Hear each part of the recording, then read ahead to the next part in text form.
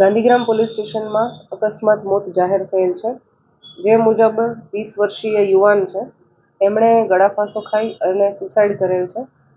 એ જે વ્યક્તિ છે એણે પોતાની સુસાઇડ નોટ પણ લખેલી હતી અને એ વ્યક્તિનો ફોન અમારા દ્વારા કબજે કરવામાં આવેલો છે. અને પ્રાથમિક દ્રષ્ટિએ કોઈ ઓનલાઈન ગેમ અથવા તો બેટિંગમાં એ વ્યક્તિ પૈસા ગુમાવ્યા હોય એવું પ્રાથમિક દ્રષ્ટિએ અમારા ધ્યાન પર આવેલું છે. વધુની જે વિગતો છે એ મેળવવા માટે થઈ એનો ફોન છે FSLમાં મોકલવામાં આવશે અને એની જે પણ વેબસાઇટ કે એપ્લિકેશન્સ હોય એની વિગતો મેળવવામાં આવશે. પોલીસ દ્વારા પરિવારજનોના કોઈ નિવેદન નોંધવામાં આવ્યું છે? હાલ એમના પરિવારજનો જે છે એ થોડા સદમામાં હોય અને પરમ દિવસનો જ બનાવ હોય, જેથી આજે હવે જે એના પરિવારજનો છે એમના નિવેદનો નોંધવામાં આવશે. જે પ્રાથમિક વિગત મેં આપને આપી એ જે વ્યક્તિ છે એ કોઈ ગેમમાં અથવા તો બેટિંગમાં એ પૈસા ગુમાવ્યા હોય એવું પ્રાથમિક દ્રષ્ટિએ જણાય છે.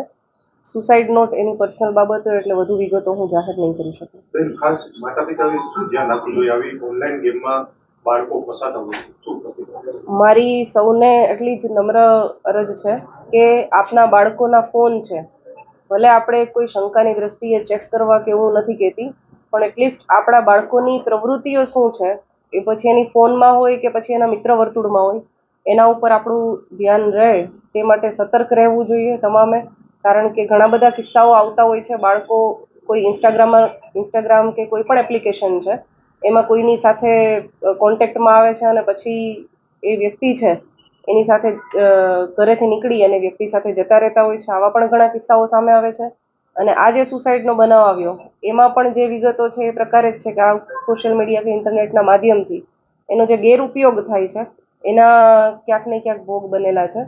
તો ઇન્ટરનેટ અને સોશિયલ મીડિયા છે એનો જે સદુપયોગ કરવામાં આવે અને એ બાબતે મા બાપ છે પોતાના બાળકો સાથે સતત કમ્યુનિકેશન કરી અને એમની પાસેથી વિગતો મેળવતા રહે તો આ વસ્તુ છે એને અટકાવી શકીએ છીએ.